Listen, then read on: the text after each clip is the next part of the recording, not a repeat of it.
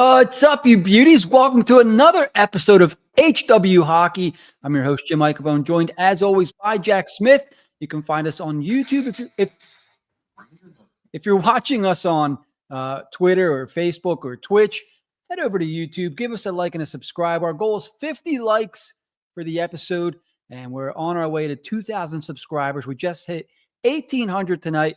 So if you haven't subscribed yet, if you like what you hear tonight, if you like what you see, do us a favor, hit that subscribe button. And if you're listening as a podcast tomorrow, join us on Spotify or Apple Podcasts. We have a lot of topics to get to tonight. The Flyers had a big week last week, made up for that dud against Tampa Bay last Monday, finished 3-1 on their road trip, and unfortunately ran into the Penguins last night. We'll get to that. We also want to talk about the unfortunate news of Tyson Foerster out 2 to 3 months. That's going to be a big topic of our show. And the implications. Should the Flyers have called up Alex Bump? We're going to have a big conversation about that. Matvei Michkov heating up. Is it time to add? So we put that in the topics before the Foerster injury. We're going to find out if that changes anything a little bit later on in the show. So while we wait for you guys to kind of pile in here, Jack, let's kind of recap last week. Flyers were shut out by Tampa Bay 3-0. And while it sucked at the time because it was a really boring game, Tampa Bay is just on an absolute tear. They've won 8 or 9 in a row, something like that, just absolutely steamrolling teams. And the Flyers caught them at an unfortunate time. The bright side of that is the Flyers proceeded to win the rest of the games on their road trip. They finished the road trip 3-1. And before last night, were 14-7-3 and sat in the top 3 in the Metro Division. I mean, heading into last night, things were looking pretty good. Michkov's heating up. Zegras and Tippett are finding rhythm. Talk about the last week a little bit. Yeah, I mean, I think you laid it up perfectly. We were pretty down of that Tampa Bay game. There was no energy, and they came back and they beat the defending champs again. And they beat – I really thought they were going to lose to the Devils. I'm like, there's no way. They beat them the first time. Now they're going to New Jersey. Yeah, and Jersey's been good. And I got to love our Flyers account taking shots at New Jersey, their account, because it said something like, we don't lose in Jersey, and he just put the eyebrow.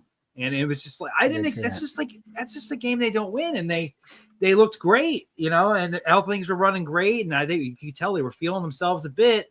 I was at that Penguins game last night, and it's how quickly things can change. And I could live with the one loss, because at the end of the day, no matter how bad they played, it was one loss. But the losing of Foerster as well was just like, geez, it's almost like they went 500 last week. And it looked really bad, where they looked good for almost the entire week, except for last night's game where they didn't look good at all. I mean, the first period was okay, but even Vladar had like that first goal. Like he should have had that. Leaves up a rebound. That, of course, who else but Crosby eats right up. And they just lose a game. I really thought they were going to be competitive at the very least, for God's sake. And I also thought they might win. Those kind of games do happen. I hate when it's against a hated division rival at home.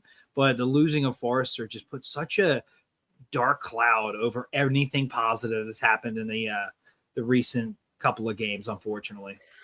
It really does, right? Like the Flyers seem to they're seeming to find they're starting to figure things out. They're still maybe not the most entertaining team to watch, but they're putting wins in the W column there.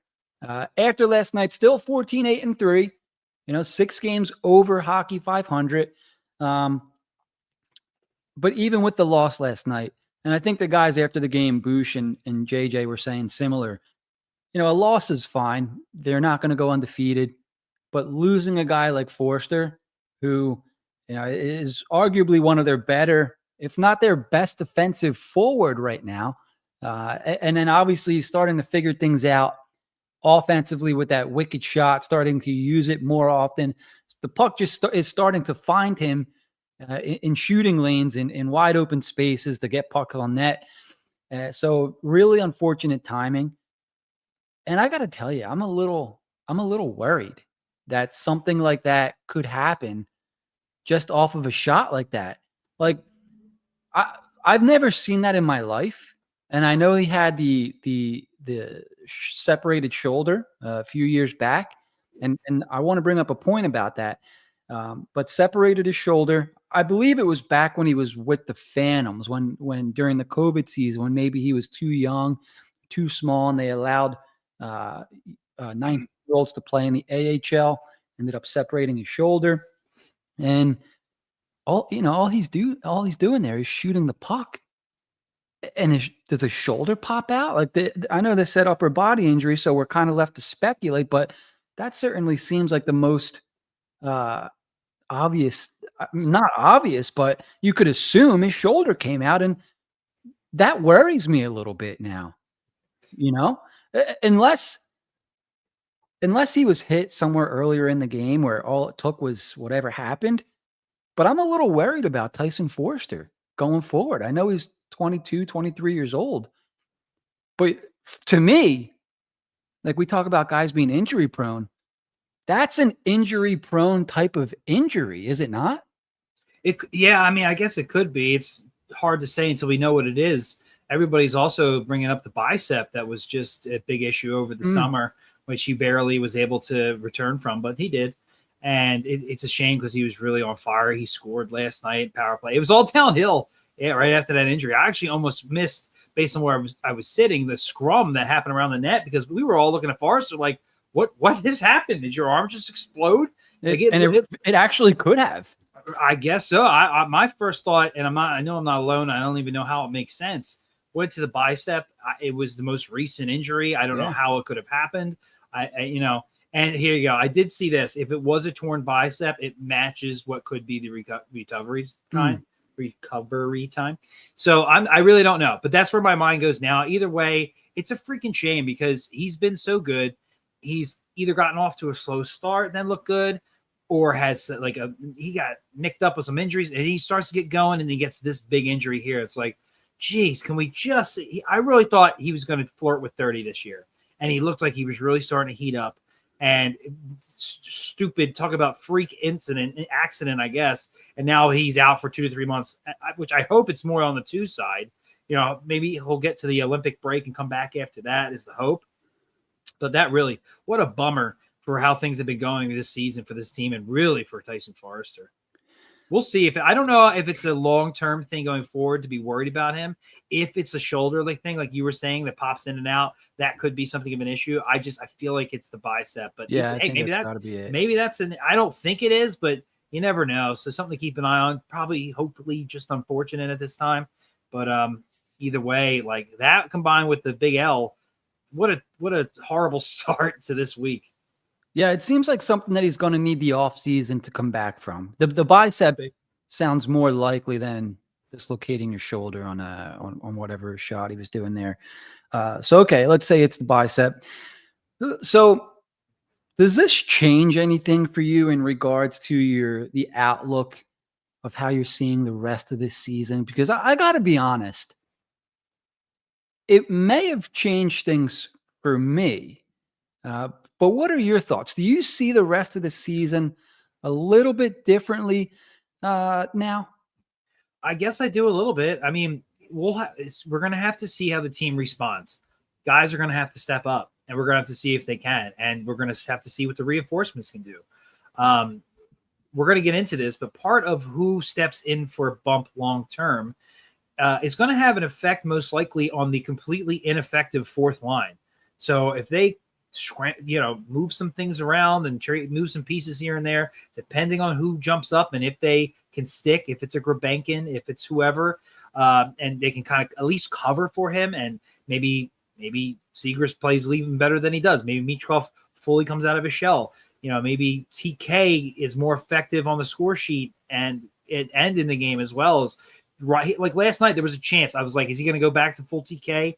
He was pissing people off. Draws a penalty. I'm like, if he just gets a point on this power play, like he's back. Is that player going to return to the form he was at? Can the goaltending keep things up? Are we going to get Risto back? And because I heard he was skating with the team or has been cleared to, if he comes back, how does that affect things? So there's a lot of factors here, but ultimately to answer your question, I went for the long answer, and I'll give you the short answer. Yeah, it does. It does affect my out view because I already had them as a playoff bubble team. Teams like that really can't afford to lose anybody, especially at Foerster's caliber, especially the way he had been playing. So it's hard to view this outside of somebody coming up and freaking out. It's hard to view it not. It's hard to not think unless you thought they were a bottom 10 team already. It's hard to view how they've been playing, especially against good teams, and think that they're going to keep that up because they're already a boring team. They already have trouble scoring, and you just lost one of your top guys who can put the puck in the net. Yeah, and so it's funny that you just said that. So I was thinking, they have guys that can fill in and kind of take his production offensively, right? I'm thinking Tippett and Michkov, like they have guys that you can plug in there, Konechny, and fill in with the offensive stuff. Where I think they're going to miss him is defensively. He's going out every night against the top units from the other team. And I did see this comment from John, and it's funny because I don't know if John, I don't know if you're trolling, but the Flyers just beat the Devils twice in a week. It was just a one-off kind of game there. They beat the Rangers a few times last year. They just beat the Islanders. I'm not sure if you're trolling there, John. Let me know in the comments if you're trolling. If you like another team, you're more than welcome to hang around. But the comment doesn't really make sense there. I'll read it real quick for the people listening to the podcast. So John chimes in, the Flyers were awful last night. True. Not ready for the game, especially against Pittsburgh, Rangers, Boston Devils, Islanders. One would think they would play like professionals playing these teams. So if you're a fan of another team, feel free to hang out, but that comment's just not true. All right. So back to Foerster. So does it change the way that I see the rest of the year? If I thought the Flyers were going to make a push for the playoffs, it would, right? And my mind would go to, well, I wanted them to make a move. If they were going to continue winning with the mediocrity or the parity in the Eastern Conference, let's go make a move. Let's give these guys a boost. They're doing all the right things. Let's make a push, go trade for somebody. Now, I'm like, well, all right, let's pull back a little bit because things change throughout a season. And when things change, your plan also has to change, So when Foerster goes out, it's like, okay, well, let's see how they look without him for a few games, right? Let's see who can step up into his place. Konechny has been not himself, right? He's been okay. I don't want to say he's been terrible, but he hasn't looked like himself. Does he now step up? Does he, he's got the A on his chest. They lost one of their better players. Does he carry the load now? Does Michkov stay on his heater there? John chimes in real quick. Yes, they did beat the Devils, and the Islanders just thought they would have played. Yeah, of course, we all did.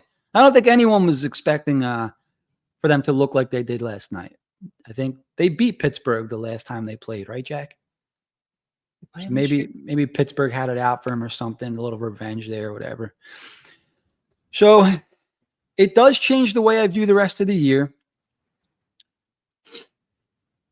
But it's not that I think they should tank it up now. It's still a year to see who do we have? Who's going to be part of this next year still? And maybe that sounds lame to say because that's what we were saying through Twitterella. And we can kind of move forward a little bit here. If they called bump up, which a lot of people wanted, Jack. A lot of people wanted to see Alex bump, and understandably so. It would be sort of an audition. What if he doesn't play well? What do? You send him back? What if he does play well? What does that mean? What does it mean if Alex Bump plays well? Is he going to be here long term? Is he a guy that you put in the lineup over Foerster, Tippett? So I have questions now, and I mean, what are your thoughts on? I'm saying a lot of things, Shaq. What are your thoughts? I mean, if he comes up and he plays well, it's a good problem to have because it's night and day from how he started the season. We see what he's doing with the Phantoms. I would like to see him score some more goals. He's definitely on this. You got the points. What's he got? Like 15 points in the last 13 games or something. And I'm not sure what he has for the season. but I would like to see some more goals from him because that's what you're going to need him to do up here. But ultimately, this guy we were hoping would make the team out of camp. That was his goal.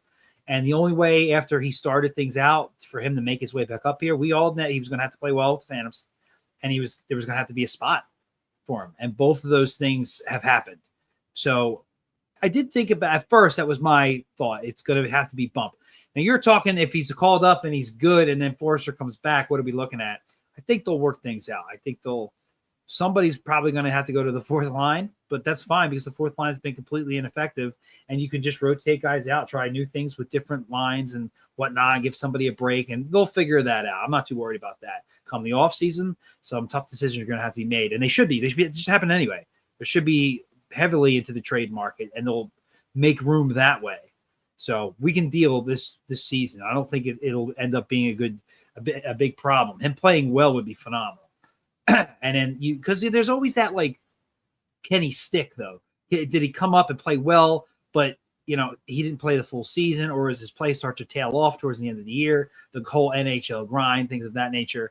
So you're going to naturally have to deal with that anyway. So I think if he just comes up and looks like he belongs, you can maneuver things around and give him a break when needed and kind of ease him into the schedule and the lineup and things of that nature.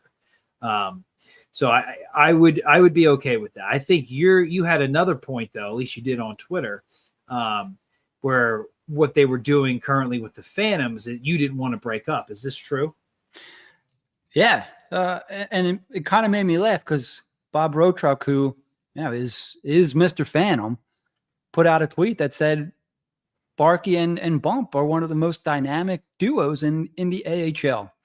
And I think for Flyers fans that maybe aren't following the Phantoms, and if you're watching our show, you should be, because we're putting out the updates every week. You know that they have something going on down there. And I've said in the past, my philosophy would be to have your pipeline teams be successful as well. That's how you truly develop a winning culture throughout the organization, not just at the end point, right? Because if these guys go through losing and mediocrity through the pipeline, by the time they get to the show, that's all they're going to know. You know what I mean? Oh, yeah, absolutely. So what the Phantoms have going on right now is the culture has shifted there. They were mediocre for 4 years under LaPerriere. And so things are changing a little bit. They have an injection of youth. Barkey, Bump, Dorwart, Devin Kaplan. A lot of these guys playing really well. A lot of the kids that you want to see playing well at the AHL level. They have a nice infusion of vets. Danny Briere has pushed the right buttons with some of these trades. Christian Kyrou, the guy they just called up, Carl Grunstrom, they got from San Jose in a deal for Ryan Ellis, the ghost of Ryan Ellis. And this guy's got 15 points in 19 games with the Phantoms. Now he's bottom six, fourth line guy in the NHL. But as we're seeing right now, these players are valuable.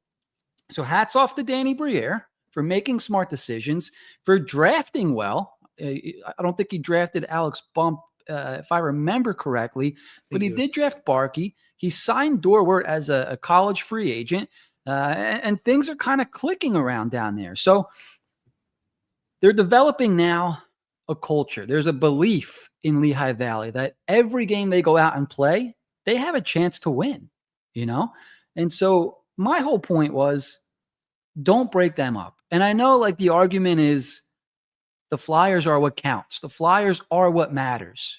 Do you know what I mean? And I'm not sure I really understand that, because they're not winning the Stanley Cup this year. And for a player like Bump and Barkey and whoever else is down in Lehigh, that's at least a rookie or in their sophomore season, the goal should be development. It shouldn't be they need to win games with the Flyers now, because the Flyers aren't going to win every game. They're not going to win the cup. The goal should be development for a guy like Alex Bump, in my opinion. Now, some people might believe that you can develop with the Flyers. I think I've said this before. I hate that, developing players on the NHL roster. I don't know if this is fair to say or not, but you should be coached up. You should be developed to the point where you can actually play on an NHL roster. You shouldn't be developing players on an NHL roster. Does that make sense? Partially, yeah. I wouldn't want players developing in the NHL on a bad team. I understand that. If it's like a team that's perennially good, like those Boston Bruins teams of the past, or even the Penguins teams of like the teens, like I can understand moving somebody who's somewhat ready, not just cold, into a winning organization, a winning way like that. But where the Flyers have been in the last 12 years, it's hard to see a young player, especially lately, going into that environment and being expected to thrive. I get that to an extent. I think Bump is a little different. I love everything the Phantoms are doing. I love Snowden deserves a lot of credit. Briere deserves a ton of credit. The players deserve a ton of credit. They're doing a lot down there. They're actually a lot of fun to follow, really. And I've really been doing that with your updates. I watch what games I can, but your updates are, I mean, you're telling me about guys playing that I didn't even realize. So, and you had said that the vets are really chipping in, and it's not just these bumps and barkies and whatnot. So, but I'm at a point, it's tough. So at first, when everything happened, I'm like, this is Bump's time. Like, this is why he didn't play with the Flyers at the end of last year, and he chose to play with the Phantoms. He wanted to make a shot at making a team out of camp. Obviously, that didn't happen for very obvious reasons. However, he didn't bitch and moan like previous players have in the past. I'm thinking of Vorobyev's and Wade Allison's. Like, he actually went to work, and he's become one of the most dynamic duos with another player prospect down there. So, like, also, I feel like in a way he should be rewarded. Like, he wants to play in the NHL. He's set up. Like, he gone playing games at the end of last year to make the team this year. So part of me is like, he should be rewarded for what he's doing. I understand the long-term, everything you're saying about the long-term developing of the player. And I do agree with that to an extent. So where I landed is ultimately what I think they're going to do probably does make the most sense. They call up Grundstrom, he's got like 300 something, maybe 400 NHL games under his belt. Yeah. So it's not like he's just, all right. It's not like they just called Tony Richard, who I do like, but somebody like that who just, let's get the 29, 30-year-old some NHL games. Like, this guy's been in the NHL, and it's going to force them to move the things around on the fourth line. Obviously, Gurbenkin's going to probably be playing more long-term, and really getting a real shot and crack at things. And Grundstrom can play on the bottom six, probably on the fourth line to start, and just see if you can change things around there, which obviously need to happen. And then you're giving Gurbenkin a true shot. Now, I say you give that, 3 weeks or so, and you see how things go. You can keep your Barkey and Bump together. If Gurbenkin doesn't start to, at least show that he can do it or belong, and I'm not saying you're out on the guy, but then maybe you make a change. Maybe you send somebody else down and you bring up Bump at that point. That'll extend it another 3 weeks. If he's still playing well, then maybe you give him a shot at that point. So I think what they're ultimately going to do here is not what everybody wanted and expected right from the get-go, including myself, and bringing in the quote-unquote goal-scoring high-end player and Bump who can probably play more in the top six. They're going to give Gurbenkin a chance, who, to his credit, when he's looked his best, has been on lines with talented players. So, look, he's got how many goals this season? 1, 2? We know for a fact the fourth line has 0 goals. So he and Nobles have scored goals not playing on the fourth line. So, look, it's not as sexy as you'd like, but I understand the thought process. As long as they do pull the plug if they have to and bump up to the NHL in some time. If this was like a 3-4 week injury, I understand it, but it's 2 to 3 months.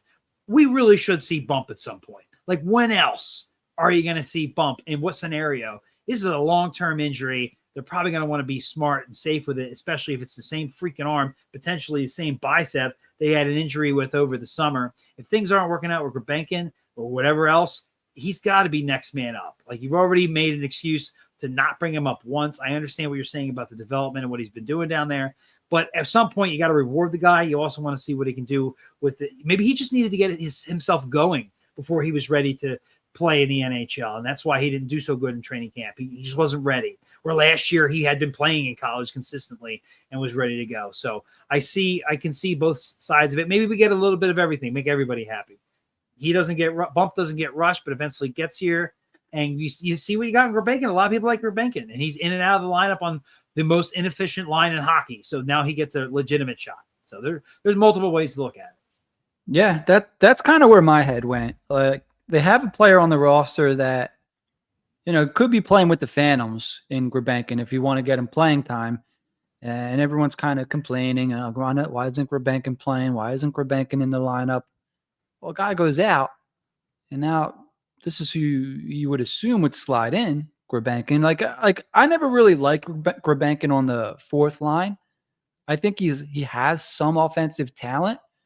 So get him in on that third line, get him in with some other guys who can kind of move the puck and get the puck on goal. Now, let's face it, if you're playing with Obels and Hathaway, we saw it with Luchenko, you're not going to get the best offensive looks, right? So give Gurbankin a chance to succeed now with some guys who can, play a little bit of offense and see what you have there. And a guy like Grundstrom is kind of the perfect fourth line guy. He's got size. You're seeing that he has a little bit of offensive game in Lehigh Valley. Let's see if he can kind of kickstart things. Look, I'm not hoping that he's going to come in and light the world on fire on the fourth line, like as I mentioned with Obels and Hathaway, but maybe give a little bit of an injection of life. This is a former second-round pick in Carl Grundstrom. Where'd my page go here? But back in 2016, 6 foot. If I'm squinting, one of my contacts moved in my eye, so I'm looking with one eye right now. I feel like a pirate. So like this guy is not inept. He's a competent player. It was a sensible move. I have to imagine it was somewhat. Look, if I want to give these guys credit, maybe it was a difficult move. If it was me, if I was the GM, it was a simple move. I'll let those guys cook together. Let them, continue forming a bond down in Lehigh Valley. Keep the kids together. Let them succeed together. Then when it's time to start calling them up, like this is like, for me, this is longer term thinking. And I'm sure Flyers fans are so sick of hearing long term and, let people develop. They want people now, right? And we've waited a long time, Jim. It's been a long time. So I'm thinking of bump. Right? Is he going to come?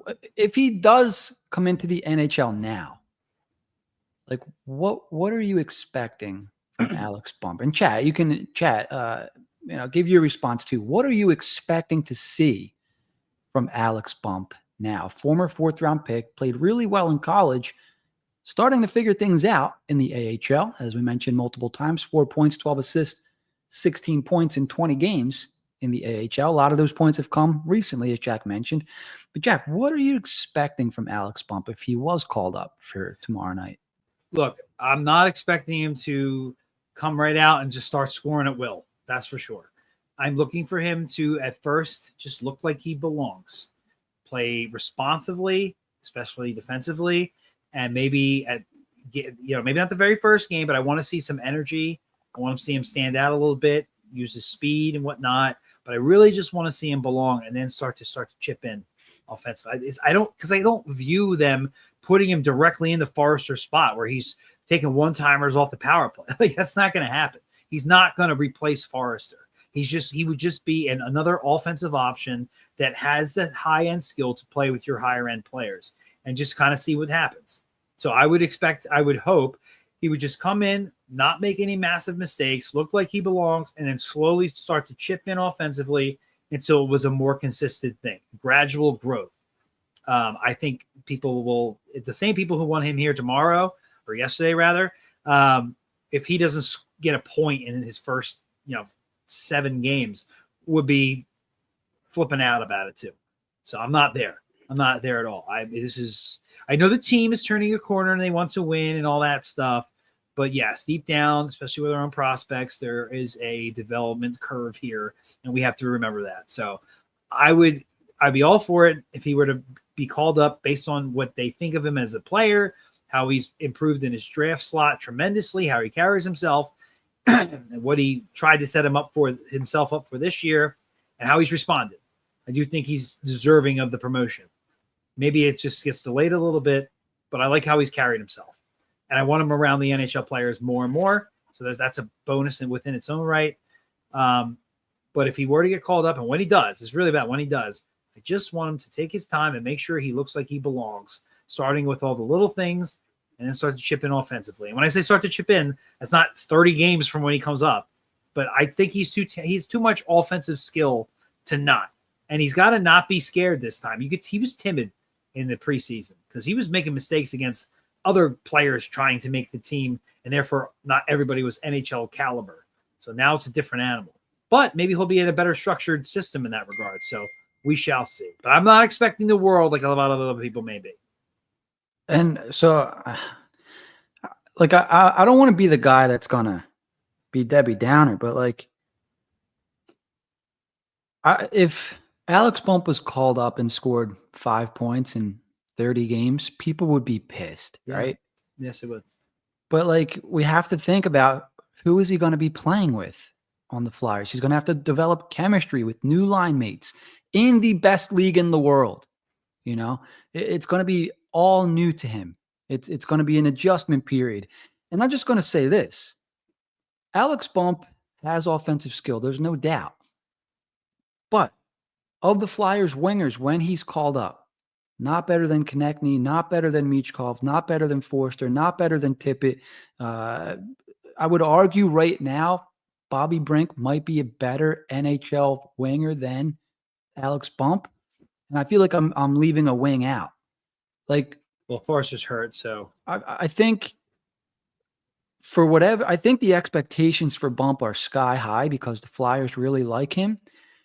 It's also found money, 5th round pick. Sure. Found money, yeah. Sure. And for me, that's where, like, expectations need to come in a little bit. Like, there will be an adjustment. He's found chemistry with players in the AHL. And as we've seen, because he wasn't scoring like this the first 5-10 games of the season, it takes time to develop that stuff. And, you know, the competition is not as good in the AHL. And he's playing with more skilled wingers. He's playing top line in the AHL. I don't think he'll be playing top line in the NHL. If he gets a player like a Trevor Zegras, maybe we'll see some numbers. But for me, it just, for development reasons, it was like, all right, what makes the most sense for Alex Bump's development long term? Do I leave him in Lehigh Valley to continue succeeding, building up that confidence, you know, having him think that he is a force, and when he comes into the NHL, he can step into the ice with confidence and put some points on the board? Or do I call him up now, you know, kind of take him from that success, put him into the Flyers lineup and say, let's see what you can do. And if it doesn't work out, I'm just sending him right back. It's like, hey, what you're doing in the AHL is good enough, but not good enough for the NHL right now. Is that good or worse moving forward for a player like Alex Bump? You know, would that hurt his confidence, you think, if they called him up for 5-10 games and they're like, oof, no, you're not ready yet? Or do they wait till they think this guy's surefire ready, you know? I mean, he'd have to play really bad for them to do that. And if they didn't do that, I think the team front office would take a lot of heat because Foerster's out long term. And the natural guy based on skill to replace Foerster, it's just Bump. You know, I know you might want to change how your team is operating and move things around with other players like Verbanken, for example, and see what you can get there. And that's fine. I understand that. But if you are calling up Bump, it is like the team is pretty obvious how high they are on the guy. I would have to imagine they'd have to give him some significant leash at this time, unless he was horrific. Even then, I don't think they need to immediately send him down. I think they would just give him a game off and then refresh and try again. I do understand the concern where you bring him up, things don't work out so much. Now you've hurt his confidence. If you send him down, does that hurt his confidence? Does he lose what he had going with Barkey? And I understand that, but there's a part of me that's like, get over it, grow up. You know what I mean? If you want to be back here, if you really want to make the NHL, then you got another chance and you blew it. You have to earn it again. That's your penance for blowing your NHL opportunity. Get over it and get over it fast if you want another opportunity here. And have players like Vorobiev and Wade Allison be cautionary tales that, sulking and saying it's not fair, understand that it's only going to hurt you. And he's a pretty arrogant, confident guy. So I would assume there was a little thought that he might be if he didn't stick, but I also think he's a realist and he'll understand that he needs to be good to stay, not just because he thinks he's good. He's actually got to prove it. And that's what it's going to come down to. He'll be the one to dictate whether he stays or not. And I think coming into this season, because he had done pretty much everything right, it's up to him to stay and to be that player. And I think he's rolling now. I think it's definitely he'll have a better opportunity now than he would have been in preseason. Unfortunately, he probably didn't know what he was up against and ready for. And it happens. They're all human at the end of the day. He was 21 years old. Now he's got some real confidence. He's been playing in the AHL long term. He's putting up points. He's 16 points in 20 games, only 4 goals, but still, you're still putting up points. You're a top player on one of the top teams in the AHL at 22 years old. You can't hate that. So he was my first choice to come up, obviously, but I totally understand what they're attempting to at this time. It lets him cook a little bit more, especially if he keeps scoring. And then when it's his time to shine, he just takes the ball and runs with it. I don't think it's the end of the world. I've seen stuff like this. Now, we're going to wait for Jim to get back before I bring up their other option besides bump. And I don't know if I agree with this. And that would be looking outside the organization at some potential trades. Particularly, I believe Vancouver was mentioned. But maybe I'll preface it a little bit why I killed time for Jim to get back here. So the first name that comes to mind on the trade market from Vancouver has been Kiefer Sherwood. Now, I would love for the chat to tell me their thoughts on Kiefer Sherwood here. Let me see if I can share my screen. I don't even remember how to do this. Give you some stats. Let's see. No, it's not that. No, I'm not inviting a guest. All right. I did this before when I did my draft stuff. Share screen. Duh. There we go. All right. Sherwood share. Is that the right guy? What are we seeing here? Yes. Okay. So as you can see, Sherwood, he's been around a little bit. Ducks, Avalanche, Nashville. Nashville is the first time he popped up on my radar. And this past year, Vancouver. The rumors on him is he's looking for a 5-year deal after this season and $6+ million. I mean, plus mil. My goodness. I don't know. Do they really want to make a short-term trade for somebody? Whoa, Mr. Magoo. Sorry. Don't fall asleep with your contacts in, kids. My Lose them in your eye. Oh, yeah, you look like you were struggling over there. I couldn't see shit. So I kind of moved on from bump after I went on as long as I could. The next thing I brought up was the third option was the potential rumors of a trade, particularly with Vancouver for certain players, and also because of the Rick Tocchet connection. I was just talking about Kiefer Sherwood. Jim, have you seen these rumors? Yeah, I've seen stuff. Kiefer Sherwood's available. I think they're looking for like a first-round pick, and man, he wants like 5 years, $6 million after that. I mean, you were talking about them. Are they going to make a trade? Could they make a trade at the deadline before the injury? Obviously, with the injury, is this even something you even consider? Take away the price, because that's just ridiculous. But take away the price. Is he first off, is a trade something you consider? And is a player of Sherwood's caliber somebody you consider? I would still look at trades, but not for Kiefer Sherwood. No, and I'm afraid a little bit because Tocchet was out there, and he seems like a Tocchet kind of guy, right? But no, I would not be trading for Kiefer Sherwood. 30 years old, really 19 goals and 40 assists are his career highs. And I know you need bottom 6 guys. I think he led the league in hits for like 3 years in a row or something like that. I don't have the numbers in front of me, but not a guy that I'd be looking for right now. Although maybe like, I don't know, maybe he's like a Hathaway kind of guy. It's an interesting one, right? Because I wouldn't be giving up a first round pick for him if they can get him for less than a first round pick. You said he's looking for how much money? The rumor I saw was like 5 years and like 6 million plus. Yeah, nah. Like when you talk about a Hathaway guy, which I agree, and he'd probably be obviously a better version of that at this point in his career. But like that's if we saved up assets and we're drafted players and we have all these assets to make a move and they use those kind of assets on a player of that nature, I'm like, are you guys serious? Yeah. All the talent you have, we know we can fill up with our prospects. We can definitely fill up the bottom 6, even the bottom 12. It's the top 3 that we're looking for. Like we're looking for top end players. If they're wasting prospects or assets on a player like this, it's like, dude, are you serious? And then you're going to pay him a good chunk of change too.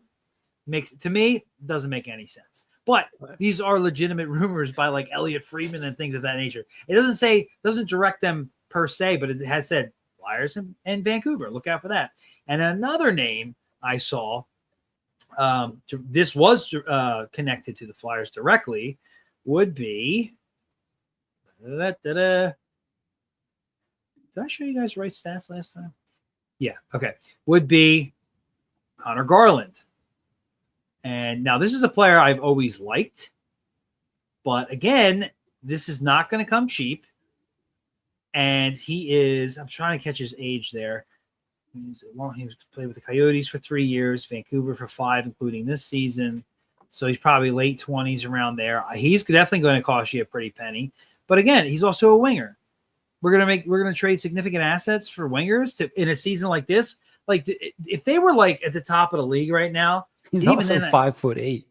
Oh yeah, that fits. He might be smaller than Bobby Brink, actually. He might be 5'8" on skates. I mean, outside of the Pettersson and Quinn Hughes rumors from before, this was the one name I saw directly linked to the Flyers. Now, I think it might have been speculation, not an actual. They like this guy, but yeah, bringing that up right there, like I just don't understand why this is being. Now they were looking for a trade before the injury of like some depth center, but none of these guys fit that bill. These are like energy skill guys that are going to cost you a pretty penny.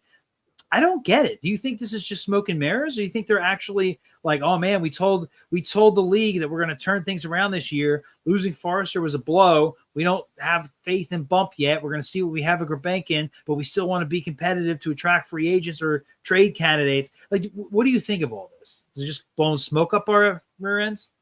I'm sure Vancouver is feeding stuff to Friedman, and Friedman's trying to connect dots maybe, and obviously Vancouver's old coach, Tocchet, is now the Flyers' new coach, and Tocchet has his guys, I'm sure, out in Vancouver. I don't want any parts of Sherwood or giving up assets for Sherwood or Garland. They don't really make a lot of sense for me. Like they should be looking for the Flyers have been said to be in the market for a depth center, so they should be looking for that. If they should be in the market for Quinn Hughes if he becomes available. Those are the guys. And I know everyone's probably saying the same things. I mean, there are teams out there that could maybe use a Connor Garland or who was the other guy you mentioned there? Or Sherwood. I think Besser could be available as well. I didn't pull up his stats or anything. They had like a list of guys that would be available, obviously, besides Pettersson and Quinn Hughes. And it's like guys have been there forever, like Tyler Myers, obviously not going to trade for defense, but like Besser, another winger. It's like, it's just a bunch of guys that it doesn't make any sense to me. And I'm with Perg on this one. I'm always looking at Buffalo for, and obviously Robert Thomas. Robert Thomas isn't bad either from the Blues, but like if they make a trade that involves anything, it depends on the prospect, but anything from a third round picking up, it's got to be long term. It's got to be long-term thinking. It can't be too old of a guy. If they want to trade a fourth rounder down for depth, something, and the fourth rounder will iffy on, but if they are trying to win and whatever, I'm a little more understanding of something like that. But if they're giving up a third round pick plus for a player like that, who just does not make sense, like a Sherwood or a Garland or even a Besser, as much as I liked him, like all the wingers you have, you're going to give up legitimate assets for a winger. Like, that'll just go against everything that you've been building and you've been telling us. You have wingers for days as it is. We're in a position where we should be moving on from wingers just to make room, but also to get players that we want. When you have a strong asset or a category of assets that are all the same thing, and you have these other categories where you're lacking, it only makes sense to move them for that, plus your draft picks, which is universal currency. They should not waste universal currency on players that are going to be here most likely for 1 year or cost you an arm and a leg, which is a big head scratcher. I know the cap's going on, but come on, Keith or Sherwood, 1 year at 40 points last year, 19 goals, 21 assists. His next highest year was the year before, 27 points. He only played 4 more games. He's off this year. He's got 12 goals, which is a lot for him. Only 4 assists, though. 26 games, 16 points. I mean, I know $6 million isn't what it used to be, but freaking Noah Tippett makes a little over $6 million. You're going to pay Sherwood. I know he does more than points, obviously. But like when you start paying your bottom 6 guys all this money, it's going to dilute what you could do where it matters. If we already had our top end talent players, maybe it's a notion I consider more to, like, something that Toronto should do, because when they had back when they had Martin and they had all their top guys, they were always trying to add those bottom 6 guys who could do a little bit of everything, but mostly hit people and stand up for players and whatnot. But we're not in that scenario at all. It just doesn't make any sense. I think they're completely blowing smoke with all that.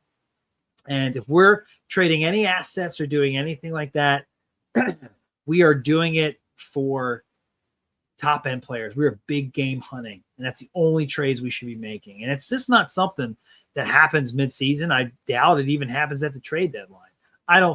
Long story short, I don't think a trade is the way they go here. I think I would have went with bump right away. I can understand if they have a certain leash. All about it, Travi. All about it. I think a lot of us in the chat here are in agreement with this one. Darlene as well. Or Owen Power. Take what you can get. I'm always looking at Buffalo. Always looking at them in the standings when they're playing somebody. I'm always looking at them, hoping they lose. Am I crazy, or did I not see something at the beginning of the season with Buffalo that now they may not have said them by name, but they may have, that Darlene and Thompson were both like, look, if things don't change around here fast, we're going to want to move on. I believe Thompson's like 27, 28. Darlene's like 26. Like, I get it. Like they want to win. They want to be out of there. So that's where I would spend the money on for. I'm talking about Buffalo. Well, it was like, I just don't see a trade with Vancouver making much sense.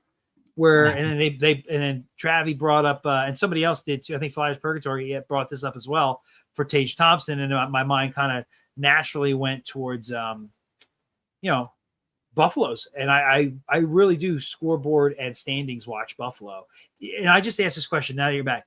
Did I dream this, or did Buffalo kind of allude to? Here we go. Thank you, Travis. Like, Thompson and even Darlene kind of being like, look, if things don't change, we're going to want out. And I don't know. I know that, okay, so Thompson's mentioned something. I thought Darlene was apparently a part of that. I know Owen Power may be available. I don't know if he's been vocal about it, but I get it. Like, those are the guys I've had my eyes on since the start of the season. Vancouver seems nice and all, but I'm not going for these tier B kind of guys. They should be looking at tier A's and onward. And it's like, why hurt your asset pool or for something like that? And I think we're entertaining the idea because of what rumors we had heard, but I think ultimately they're just useless rumors. Yeah, Buffalo is the team to look at. And you're talking about a franchise-altering move. Like, I think for myself, I'm always like, okay, well, let's go get one guy. Let's go get one or the other. Whether it's Darlene, Byram, Power, Thompson. But I think in Buffalo's case, and they've been winning a little bit more lately. So let me just. I got it. I got you. Got it up already? Okay. Yeah, I'm gonna share my screen so make life easy. All right. I'm getting good at this. So, yeah, they're a team to look at. And 26. So their record is better than when I last saw it. In 26 games, they're 11-11-4. So technically, they're under 500. But the last I checked, they were like 8-11-4. But, like, you know what though? That may be a little bit better lately. But I think when Thompson was expressing frustration and these rumors were being floated, it's got to be playoffs or bust. not just a step in the right direction. They still got issues in goal. They got other players not performing to what they thought they would. I hope it doesn't get better anytime soon. I agree. For me, they're the target. And like I was saying, like maybe they should be looking at a franchise-altering trade here. Like talk to me, Jim. Like 2 players. Like they should be looking at, I don't know, whether it's Dahlin, Byram, Power. Take your pick of whichever one you want, and Tage Thompson. Like they need, get them both in one foul swoop. You got a shot to do it here. What would you give up for that? Who'd you say? Power? Well, take your pick of Power, Byram, and Dahlin. Whoever Buffalo is willing to package with Tage Thompson, because you're getting a top 4D out of those 4. All right, I gotta ask you something crazy. Let's get a little nuts here, okay? Yeah. What would you give up in a trade for Tage Thompson and Rasmus Dahlin? All right, let me bring the Flyers up here, because it's going to have to be a lot. So let me bring the Flyers and Buffalo up here. Yeah, I think you're emptying the cupboards. Yeah. So Buffalo is Josh Norris just came back. Hang on, I'm bringing all this up. Give me a second. I'll share it. Give me 1 second. Hey Travis, I brought that trade up because I love that trade. Part of me, it's not the same. It's not one player for multiple players, but I have a feeling that there's a chance, and we'll see what other trades happen with the Flyers. There's a chance that the Zegras trade could be that trade for us because he has been ridiculous. If he stays this good, that could be, at least at this time, that trade. All right. So we're looking at the Flyers roster. We already know what they need. They need help down the middle. Tage Thompson can play center as well as right wing. And we're looking at defense. Now, the defense will look a little different when Ristolainen comes back. I still think that they'd be willing to move on from Emile Andre, even though he's playing well. I don't think Rick Tocchet likes him, even though he's playing decently. I think he wants more. He said it. He said that he wants more size in his defense. So I'm curious to see what happens when Risto comes back. But okay. All right, so we have the Flyers lineup here. We know what they need. Let's take a quick look at Buffalo and see what they need. Let me head over real quick. I'll share that screen. There's a lot of screen sharing going on here. Stay with me. All right, here we go. Now I'll take a look at Buffalo. You can see they have some centers. Michael McLeod, Josh Norris just came back. I think he had 3 points in his first game back, something like that. Yeah. So I would have to imagine they want to at least see if they can get something going. But you can see they also have some wings here too. Zach Benson, Josh Doan, who they just traded for, Alex Tuck, and Jack Quinn. So they have some wings, but nobody that's really blowing the doors off. Tuck's in the last year of his deal. Josh Doan also in the last year of his deal is probably going to get a bump in salary there. Same for Zach Benson. Defensively, they need help on the right side, at least I think. So, yeah. All right. So tell me who you want out of the 3 defensemen, and then I'll start putting a package together. Dahlin, Byram, Power. You're pairing them with Thompson. I mean, Dahlin's obviously the one I would want, but if I'm trying to be realistic with what we could trade to get them both, I'm probably shooting for a Power or a Byram. My issue with Byram is he thinks he's a better player than he is, at least his time in his career. I don't know how he's been this year, but I do know that we didn't trade for him in the offseason because, one, the price of Buffalo was something we weren't too keen on doing, but also the money that Byram wanted. He thinks he should be paid as the number one, and the number one in today's game is, 10+ mil, and he's not there yet. There's no way. So I would probably rank it Dahlin, just based on pure, he's a franchise guy already. Owen Power, then Byram, but I'd take any of them. Okay. All right. So where am I at here? Let's go back to the Flyers. All right. So we're talking most likely Byram or Power and Tage Thompson. Let me go to the Flyers. Where's my screen share tab? Here it is. I'm going to have to edit for the podcast here. Sorry. If you're listening as a podcast, this will be edited. All right. I mean, you're talking at least, Tippett would have to go the other way. Oh, yeah. And I feel like a lot of people are like, Yeah, Tippett's the worst winger. But no, I think teams are gonna want an Owen Tippett, cost controlled, $6.2 million for the next 6-7 years. You could see that the guy has skill. I would argue Owen Tippett could be aside from Foerster, who can play defensively, but offensively, Owen Tippett could be the most exciting winger on the Flyers. Over Michkov right now, over Konechny. Oh. And so he's a guy that I think teams will want. It's not just we're shipping him off. When he's on. Yeah. So Owen Tippett, obviously. And it sucks because you're breaking up the chemistry there with Zegras and Dvorak, which I think is a legitimate good line for the Flyers. We'll get over it. So you have to give to get. So Tippett is one. And then you need to give I think a defenseman as well. And that might be, I don't know. I don't know if they have, I mean, it might be a Jamie Drysdale. It might be a Bonk. It might have to be a Bonk. If you're getting one of those guys in return on the left side of Bowen Byram, Owen Power. I doubt they won't risk the line back 31 years old. So now we're looking down for prospects here. I don't know if Alex Bump could be a guy as well mentioned. There's a lot. I think Luchenko goes in that deal. Yeah. So for something like this, it would take we would have to come ready for the next show because it's just too much. Well, I'll say this much. If it's Dahlin and Thompson and you're not trading Michkov, I think you're completely emptying the cupboards to an extent. I think Martone is definitely in that deal. Jets in that deal. First round picks are in that deal. Tippett, maybe even Foerster, York. I think you're really backing up a truck to get one would be tough enough, especially Dahlin. To get both, holy shit, it'll never happen. It's too much. It's too franchise altering. However, oh my god, if they manage to do that and keep one of Foerster or Martone, obviously keep Michkov, and damn, you can give him a goalie prospect. I'm sure they could use that.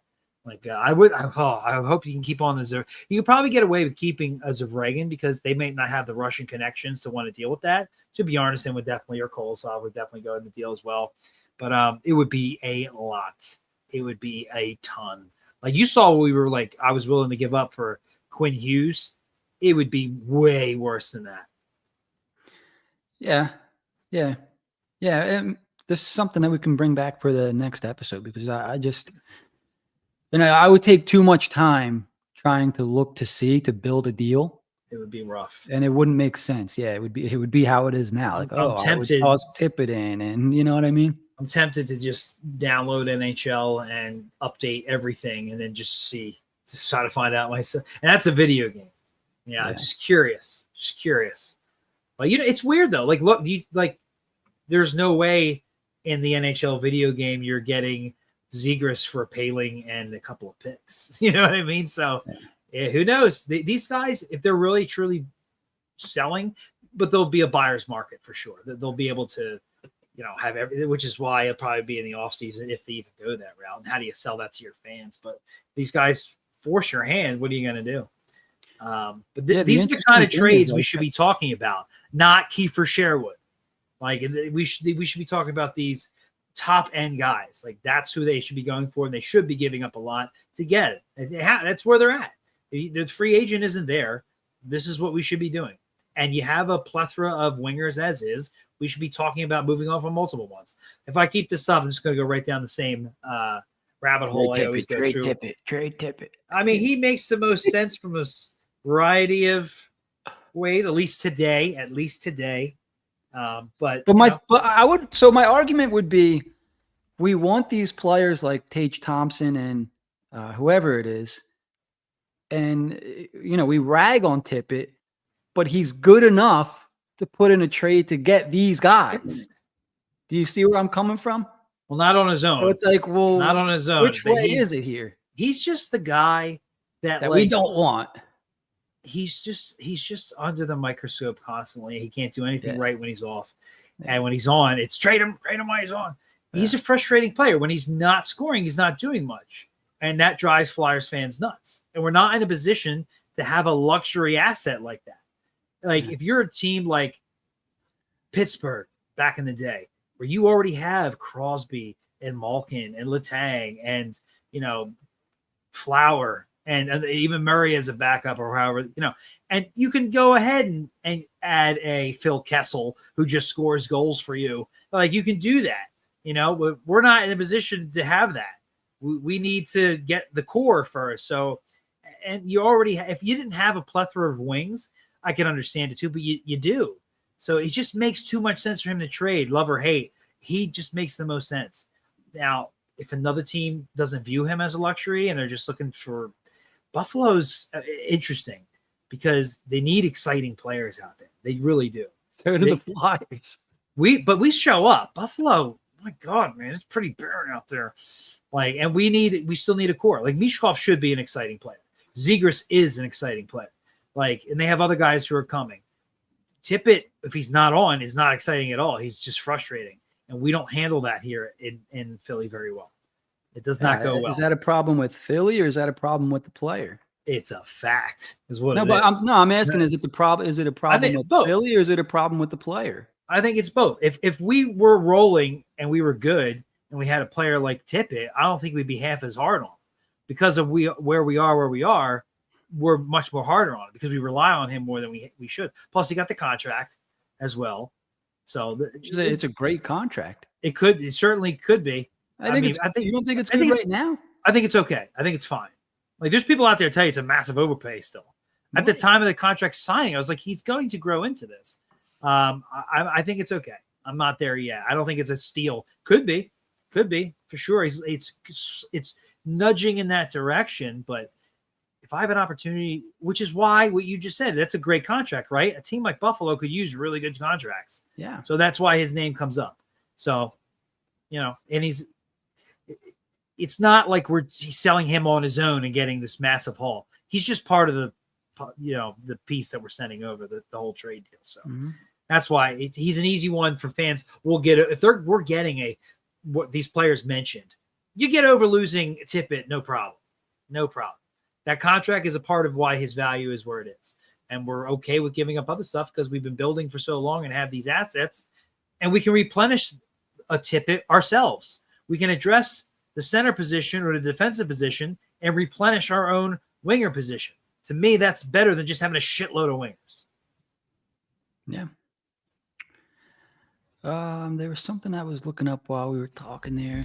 Yeah, I mean, we'll see. That's like the dream scenario to get your 1D and potential 1C in one foul swoop. So yeah, you would obviously have to give to get there. I can't imagine a trade like that going down. It would be so much. But that would be the team, right? To add Thompson, have him play center, and have Darlene be your number one franchise defenseman at 26 years old. Holy crap! It almost wouldn't even matter what was left as long as Michkov was a part of it. You could definitely make things work, and then you have money too. But there are a lot of assets. It would be very painful to see what went the other way. So yeah, I'd be interested to see what would, because it seems like Buffalo is in the business now for hockey trades, right? They moved Paterka for Josh Doan and the defense Kesselring, yeah. Which they've also be a decent little Buffalo. Team. Yeah, but for their MO has not been the smartest of moves, Buffalo. Mm-hmm. So they're a team I would like to engage in trade discussions with. Not saying it's a foregone conclusion we'll win out, but if I'm talking to anybody, it's a team that has a history of GMs not making good decisions, hence why they haven't made the playoffs in 15 years or whatever it is. I think 2011 was the last time they made it. That's a long time ago, Jim. Holy cow. Yeah. No, sorry. I was listening. Yeah. If they go on one of those little losing skids there, I'd be curious to see, and we'll have to wait for the off season maybe for something like that. But if Tippett is going to be involved in the deal, I can't remember the date. I think it's a modified trade thing. I think it's the start of next season. I think it would be July 1. Okay. Yeah. That's my guess. I would assume it's the start of next season, which is typically July 1, because that's when all the contracts officially swap over a year, hence all the free agents. The Flyers, I think, have 2 first-round picks this year.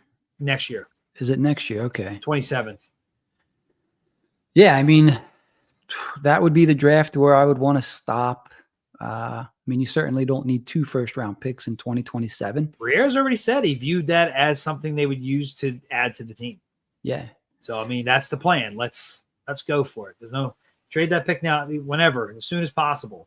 So I want to make trades with teams that don't have the biggest history of making good trades. And if you have a player kind of forcing your hand a little bit, can make things interesting, unless the whole league gets involved, and then you're really paying a pretty penny. But yeah, this might be the year I want to hang on to my picks, unless, something comes across your desk. Well, now with the injury, that's another reason. Why are they going to trade with Vancouver and potentially give up a first-round pick, which is wild, in a year where nobody's given up 2026 first-round picks? And also, we just lost a player. It's going to hurt our overall standing. It just doesn't make sense. Now, I'm not saying they still can't make a trade without trading it first, but like some of the players being mentioned, I don't see it. I'm sorry. It's just no. Yeah, I'll be honest. Like when I hear that stuff, I'm like, that's got to be just rumors, right? Like people feed and stuff. Because why would the Flyers have any interest in that? Yeah, I think some people naturally make the connection to Tocchet. And I think a lot of it is Vancouver trying to drum up interest and get these prices they want, like Sherwood for a first, and knowing what he's going to want to resign for. It's kind of like, and it's been done before. I've seen guys go for first-round picks that's baffling, and even fourth-line guys, and it just, if you could drum up the interest. So hopefully it's just rumors and we stay out of it and look within for now. And then at some point, the only trades we should be looking at outside of a 7th for a fourth-line depth guy, or the big game guys that we just kind of discussed. And a third. First and a third, Travie. I bring that one up all the time. You know how much I hated that for Stieg. First and a third for Christopher Stieg. And Paul Gustad was like a center for Nashville. 4th line, first-round pick. It's wild. It's wild. So I'm not here with the trades. If Martone it needs to be a return in a trade, I'm not doing it. I really like Martone, and a part of that is because Jim's great coverage of not only the AHL but the college hockey ranks as well. Yeah, he's going to be an absolute beast. He's going to be our Kachuk too. He's going to put up points and toss people around. Like he's going to be the perfect Flyer. Like I really don't want to trade him. Like but if you're presented with getting a true stud and then some, like that Buffalo deal we discussed, Thompson and Dahlin, and Martone's got to be in the deal, are you automatically out because of that? I mean, well, I would be out I would remove Tage Thompson from it, and I would say, just go after let's Dahlin. just focus on Dahlin then. Still might. Yeah. No, then the conversation would stop. Ooh. Unfortunately, Dahlin's really good, Jim. Really good. I know. Yeah, the conversation would be over. And then they'd have to come back with something else, something different. A bird in the hand's worth more than 2 in the bush, Jim. Yeah, I'd be out once Martone came up. I think he's going to be that good. I think he's going to I think Porter Martone will be the future captain of the Flyers. What's today's date? 12/2? 12/2, yeah. 12/2. You heard it here first. We can look back on this show. Well, hopefully they're at least having these discussions come this offseason. That's all I ask. Mm-hmm. Jim, you want to do the read? Yeah, we could do the read. Go ahead. Fire it up. We're an hour and 8 minutes in already. Go ahead. Yeah, we're supposed to do it mid-show. I always forget. All right, guys, quick timeout, because if you're a diehard Philly fan, you need to hear about this. Fans of Philly is the ultimate way to hit the road with the Birds, the Flyers, the Phils, or even the Sixers. We're talking full travel packages, your hotel, your transportation, and yes, the tailgates that are basically legendary at this point, all taken care of for you. No stress, no scrambling for tickets, no worrying about where you're staying. You just show up, throw on your jersey, and enjoy the ride with fellow die-hard Philly fans. So whether it's flying out to see the Eagles take over an opponent's arena, cheering on the Flyers in enemy territory, or making a full weekend getaway for the Phillies and Sixers games, Fans of Philly has you covered. Trust me, this is the closest you'll get to feeling like one of the players when they roll into town, because the takeover is real. So check them out. Monday through Friday, 9 to 5, and start planning your next Philly sports road trip today. That's Fans of Philly, PHFansofPhilly.com, where every away game feels like a home game. All right, bills paid. Good stuff. Good memory on you there, Gotta pay Jack. those bills, baby. Gotta pay those bills. All right, so I think we're coming to the end of the show here. Let me just check our topic list here. I think we got everything. Talked about How you think they're gonna do post Foerster? We got Buffalo tomorrow. How perfect! A must win based on our discussion tonight. Tomorrow's game against Buffalo is a must win in regulation. That's funny. Yeah. Quite frankly, the exact opposite of our must lose against Buffalo in regulation at the end of last year. How the turntables. I think unfortunately they're in for a pretty tough stretch here. Now they have a homestand coming up here. Pittsburgh was the first game of a 6-game homestand. Mentioned Buffalo. They then have Colorado on Sunday. I'll be at that one. San Jose, who they're playing really well. A lot of young high-end talent on that team. Young goalie playing out of his mind. Where if I wanted to bitch and complain about anything, which I rarely do, they should have been in on Askarov. Playing out of his mind already for a young Sharks team. And then Thursday night they have the Vegas Golden Knights, and they finish off the homestand next Saturday with the Carolina Hurricanes. And look, if I don't know what they're going to look like without Foerster, but I would say they're in for a tough homestand here. And if the Flyers are as competitive as we think they could be, maybe they come out 4-2 at this homestand. Unfortunately, nobody can beat the Avalanche in regulation. San Jose is fun to watch. The Golden Knights, we know, could be a Carter Hart game. And Carolina leads the top of the division. We very well could be looking at a 2-4 homestand here. What are your thoughts? No, I think that's pretty good. It might even be 1-4-1. I mean, they got to beat Buffalo. The way they started the week is unacceptable. They have to come out and beat Buffalo because they're Buffalo and because we want players on their team. And you got to beat teams that are not as good as you. And that's Buffalo to this point. Colorado is going to be tough. They'll have a lot of time off. That's a Wednesday, and then they'll play again until Sunday. For a Olympic year, they have a lot of lapses in their schedules, which really irritate me. But then, I still expect them to at least play San Jose tough. I would love to see them win. I don't think that's outrageous. Vegas, that's going to be a real tough one. You never know.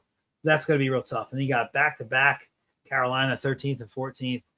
I think they managed to split that one, but it really 1-5 isn't out of the realm. I'll say, 2-4 sounds about right. Maybe one of those fours goes to overtime and they lose, something like that. So ultimately, I see them getting out of a potential, we'll say, 6 games for a total of 12 points. I think they got about 5 points. Yeah, this could be a tougher month here. So we'll see. What is this? December already? This could be the month that kind of dictates. Like right now, they're in a good position. So I'm not gonna say it's doom and gloom. The Flyers have played pretty well. Currently sitting in the second wild card spot after the loss to the Penguins with 31 points, just 2 points out of second place, where the New Jersey Devils sit, who the Flyers apparently own now.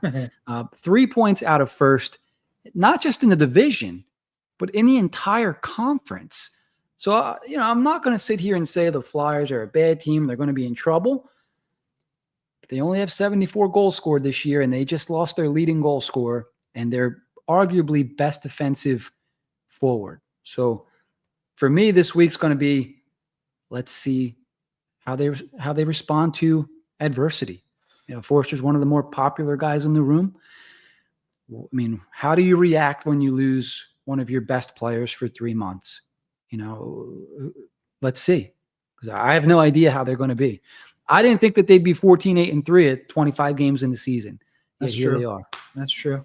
It's actually a pretty decent point here from Princess of Sicily. Vladar never played this much. I don't know how true that is.